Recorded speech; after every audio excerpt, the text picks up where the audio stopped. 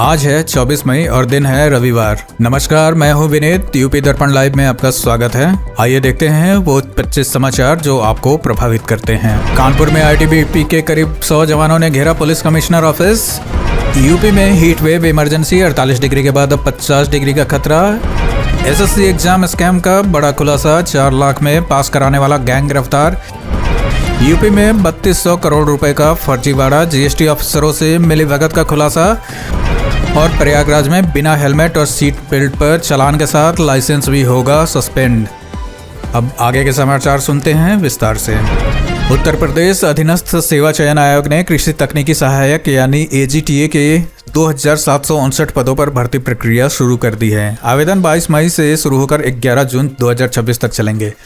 इस भर्ती में वही उम्मीदवार आवेदन कर सकेंगे जिन्होंने यूपी पीईटी 2025 परीक्षा पास की है। उम्मीदवारों के पास कृषि से जुड़ी डिग्री होना अनिवार्य है।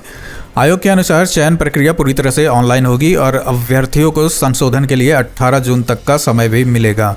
प्रदेश में लंबे समय से सरकारी नौकरी का इंतजार कर रहे युवाओं के लिए इसे बड़ा अवसर माना जा रहा है। उत्तर प्रदेश में वक्फ संपत्तियों के रिकॉर्ड सत्यापन के दौरान बड़ी कार्रवाई करते हुए 31,000 से अधिक संपत्तियों का पंजीकरण रद्द कर दिया गया। जांच में कई दस्तावेजों में तकनीकी खामियां, गलत खसरा नंबर और राजस्व रिकॉर्ड में गड़बड़ियां सामने आई। सरकार ने यह कार्रवाई उम्मीद पोर्टल पर रिकॉर्ड मिलान के बाद की है।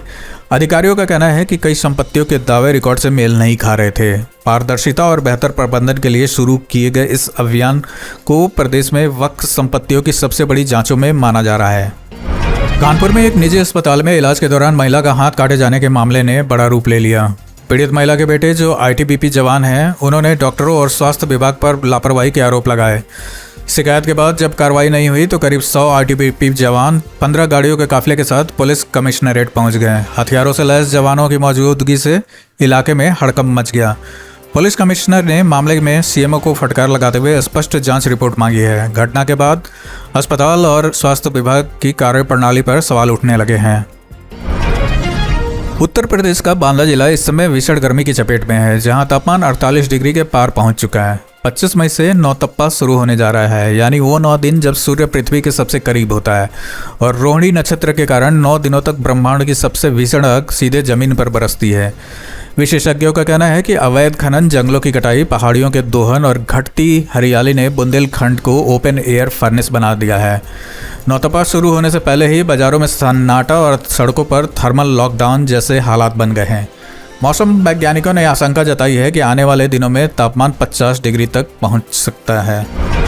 उत्तर प्रदेश की प्रशासनिक सेवाओं की तैयारी करने वाले युवाओं के बीच एसडीएम यानी सब डिविजनल मजिस्ट्रेट की नौकरी हमेशा आकर्षण का केंद्र रहती है। 7वें वेतन आयोग के अनुसार एसडीएम की शुरुआती बेसिक सैलरी 56,100 रुपये होती है, लेकिन भत्तों के साथ यह काफ़ी बढ़ जाती है। इसके अलावा सरकारी बंगला, गाड़ी, ड्राइवर, सुरक्षा गार्ड और अन्य कई सुविधाएं भी दी जाती हैं। कानून व्यवस्था, जमीन विवाद, चुनाव ड्यूटी और आपदा प्रबंधन जैसी अहम जिम्मेदारियां इस पद से जुड़ी होती हैं। यही वजह है कि यूपी में एसडीएम की पोस्ट को सिर्फ नौकरी नहीं बल्कि सम्मान और प्रभाव के प्रतीक के रूप में देखा जाता है।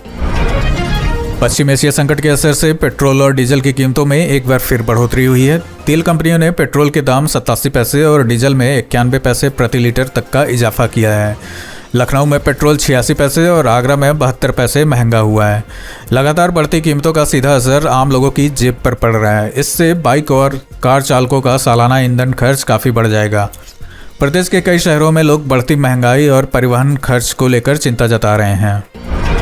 उत्तर प्रदेश सरकार ने 5वें और 6वें वेतनमान पर कार्यरत कर्मचारियों और पेंशनरों के लिए महंगाई भत्ते में बढ़ोतरी का ऐलान किया है। 6वें वेतनमान वाले कर्मचारियों का डीए 257% से बढ़ाकर 262% और 5वें वेतनमान वालों का डीए 474 से बढ़ाकर 483% कर दिया गया है। वित्त विभाग के अनुसार बढ़े हुए डीए का लाभ मई वेतन के साथ मिलेगा।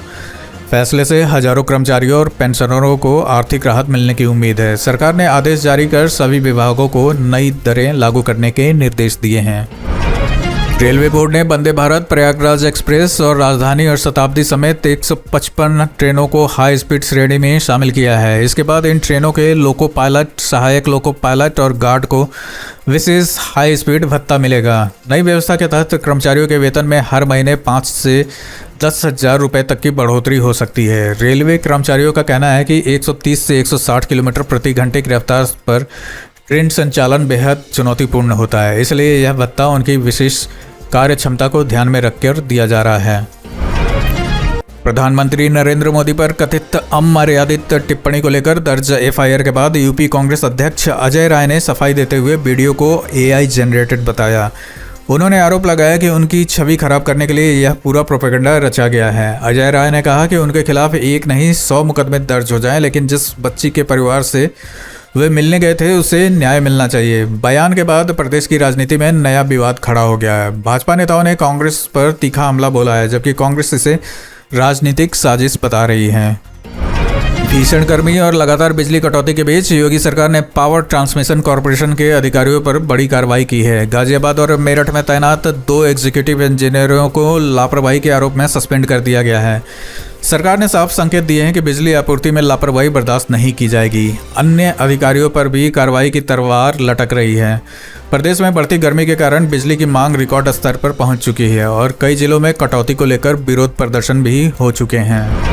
समाजवादी पार्टी नेता आजम खान को 2 पैन कार्ड मामले में कोर्ट से बड़ा झटका लगा है। एमपी एमएलए सेशन कोर्ट ने उनकी पहले की 7 साल की सजा को बढ़ाकर 10 साल कर दी है। साथ ही जुर्माने की राशि भी 50,000 से बढ़ाकर 5 लाख रुपए कर दी गई है। वहीं अब्दुल्ला आजम की सजा बरकरार रखते हुए जुर्माने की रकम बढ़ाई गई है। कोर्ट के फैसले के बाद राजनीतिक हलकों में चर्चा तेज हो गई है। यह मामला अलग अलग दस्तावेजों और पहचान से जुड़े कथित फर्जीवाड़े से जुड़ा है। उत्तर प्रदेश एसटीएफ ने एसएससी ऑनलाइन परीक्षा में धांधली कराने वाले बड़े गिरोह का खुलासा किया है। ग्रेटर नोएडा के एक परीक्षा केंद्र पर छापेमारी के दौरान मास्टरमाइंड समेत 7 लोगों को गिरफ्तार किया गया। आरोप है कि गिरोह अभ्यर्थियों को 4 लाख रुपए लेकर परीक्षा पास कराने का दावा करता था। एसटीएफ को मौके से 50 लाख रुपए नकद, लैपटॉप, मोबाइल फोन और परीक्षा से जुड़े दस्तावेज मिले हैं। जांच में सामने आया कि हाईटेक तकनीकों के जरिए ऑनलाइन परीक्षा प्रणाली में सेंध लगाने की कोशिश की जा रही थी। घटना के बाद परीक्षाओं की सुरक्षा व्यवस्था पर भी गंभीर सवाल उठने लगे हैं। उत्तर प्रदेश में खरीफ सीजन की तैयारियों के बीच कृषि मंत्री सूर्य प्रताप शाही ने बीज वितरण में लापरवाही पर सख्त चेतावनी दी है। उन्होंने कहा कि अगर किसानों को समय तक बीज नहीं पहुंचा तो जिम्मेदार अधिकारियों और कर्मचारियों का वेतन रोक दिया जाएगा। सरकार ने धान, उड़द, मूंग, अरहर, तिल समेत विभिन्न फसलों के लिए बड़े स्तर पर बीज उपलब्ध कराने का लक्ष्य किया है। मंत्री ने दूसरे राज्यों से भी बीज मंगाने और किसानों को समय पर सब्सिडी का लाभ देने के निर्देश दिए हैं। सरकार का कहना है कि खेती के मौसम में किसी भी तरह की लापरवाही बर्दाश्त नहीं होगी। अमेरिका में सिख समुदाय पर कथित बयान को लेकर राहुल गांधी के खिलाफ दायर मामले में वाराणसी की एमपी एमएलए कोर्ट में सुनवाई पूरी हो गई है। अदालत ने फैसला सुरक्षित रख लिया है और 6 जून को आदेश आने की संभावना जताई जा रही है। यह मामला राहुल गांधी की विदेश यात्रा के दौरान एक बयान से जुड़ा है, जिस पर वाराणसी में याचिका दाखिल की गई थी। सुनवाई के दौरान दोनों पक्ष की दलीलें कोर्ट में रखी गईं। फैसले को लेकर राजनीतिक हलकों में चर्चा तेज हो गई है। मुख्यमंत्री योगी आदित्यनाथ ने यमुना एक्सप्रेसवे औद्योगिक विकास प्राधिकरण के कार्यक्रम में पिछली सरकारों पर निशाना साधते हुए कहा कि 2017 से पहले उत्तर प्रदेश में भय और माफिया का माहौल था। उन्होंने कहा कि जेवर और आसपास के इलाके में शाम 5 बजे के बाद लोगों का निकलना मुश्किल हो जाता था। सीएम ने दावा किया कि आज वही क्षेत्र देश के सबसे बड़े विकास केंद्रों में बदल रहा है।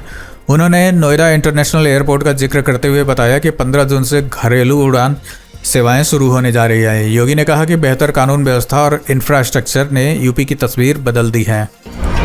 कानपुर में 3200 करोड़ रुपए के फर्जी लेन देन के मामले में पुलिस ने मुख्य आरोपी फिरोज खान को गिरफ्तार कर लिया है। जांच में सामने आया कि आरोपी फर्जी फर्मों और बैंक खातों के जरिए बड़ी स्तर पर अवैध कारोबार चला रहा था। पूछताछ के दौरान उसने कुछ जीएसटी अधिकारियों से भी मिलीभगत की बात कबूल की है। पुलिस का कहना है कि इस मामले में पहले ही कई आरोपियों की गिरफ्तारी हो चुकी है। अब पूरे नेटवर्क की जांच तेज कर दी गई है। मामले में टैक्स सिस्टम और फर्जी कंपनियों के जरिए होने वाले बड़े आर्थिक अपराधों पर गंभीर सवाल खड़े कर दिए हैं।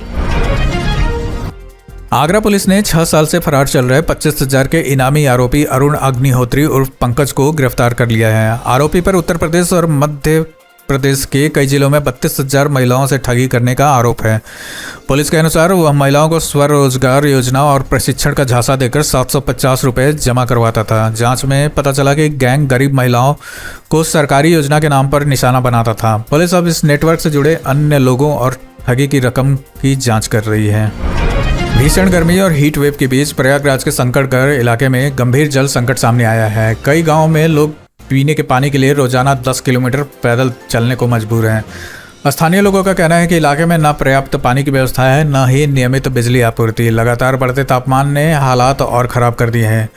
ग्रामीणों ने प्रशासन से अस्थायी जल व्यवस्था की मांग की है। प्रदेश में बढ़ती गर्मी के बीच ये संकट ग्रामीण इलाकों में बुनियादी सुविधाओं की स्थिति पर बड़े सवाल खड़े कर रहा है। उत्तर प्रदेश में स्मार्ट मीटर की जांच को लेकर नया विवाद खड़ा हो गया है। नियामक आयोग ने मध्यांचल विद्युत वितरण निगम के एमडी को नोटिस जारी कर पूछा है कि बिना अधिकृत लाइसेंस वाली लैब में स्मार्ट मीटरों की जांच कैसे कराई गई। शिकायत में कहा गया कि संबंधित लैब के पास NABL मान्यता और जरूरी तकनीकी अनुमति नहीं थी। उपभोक्ता परिषद ने दावा किया कि स्मार्ट मीटर के संवेदनशील पैरामीटर की जांच वहां संभव ही नहीं थी। मामले के बाद बिजली विभाग और स्मार्ट मीटर व्यवस्था की पारदर्शिता पर सवाल उठने लगे हैं। प्रयागराज में सड़क सुरक्षा नियमों को लेकर प्रशासन ने बड़ा फैसला लिया है। अब बिना हेलमेट, सीट बेल्ट और मोबाइल पर बात करते हुए वाहन चलाने वालों का सिर्फ चालान ही नहीं होगा, बल्कि ड्राइविंग लाइसेंस भी निलंबित किया जा सकता है। जिला सड़क सुरक्षा समिति की बैठक में यह निर्णय लिया गया। डीएम मनीष कुमार वर्मा ने ट्रैफिक नियमों का सख्ती से पालन करने के निर्देश दिए हैं। प्रशासन ने भीड़ भाड़ वाले इलाके में ट्रैफिक नियंत्रण और पार्किंग व्यवस्था सुधारने के लिए भी नई कार्य योजना तैयार करने को कहा है। मुख्यमंत्री योगी आदित्यनाथ ने बाल श्रमिक विद्या योजना को प्रदेश के सभी 75 जिलों में लागू करने के निर्देश दिए हैं। अभी ये योजना 20 जिलों में संचालित हो रही थी। योजना के तहत 8 से 18 वर्ष तक के कामकाजी बच्चों को स्कूल से जोड़कर आर्थिक सहायता और शिक्षा उपलब्ध कराई जाएगी। श्रम और सेवाजन विभाग की समीक्षा बैठक में मुख्यमंत्री ने कहा कि श्रमिक और गरीब परिवारों के बच्चों को सम्मानजनक जीवन और बेहतर भविष्य देना सरकार की प्राथमिकता है। सरकार ने सेवा मित्र व्यवस्था और श्रमिक सुविधा केंद्रों को भी मजबूत करने पर जोर दिया है, ताकि स्थानीय रोजगार और पारदर्शिता बढ़ सके। मिडिल ईस्ट में जारी युद्ध का असर अब उत्तर प्रदेश की हाई राइज सोसाइटियों तक पहुंचने लगा है। ग्रेटर नोएडा वेस्ट की कई सोसाइटियों में डीजल की कमी के कारण पावर बैकअप व्यवस्था प्रभावित हो रही है। मेंटेनेंस टीमों ने निवासियों को एडवाइजरी जारी कर बिजली का सीमित इस्तेमाल करने की अपील की है। बताया जा रहा है कि डीजल की थोक सप्लाई प्रभावित होने से जनरेटर संचालन में दिक्कत आ रही है।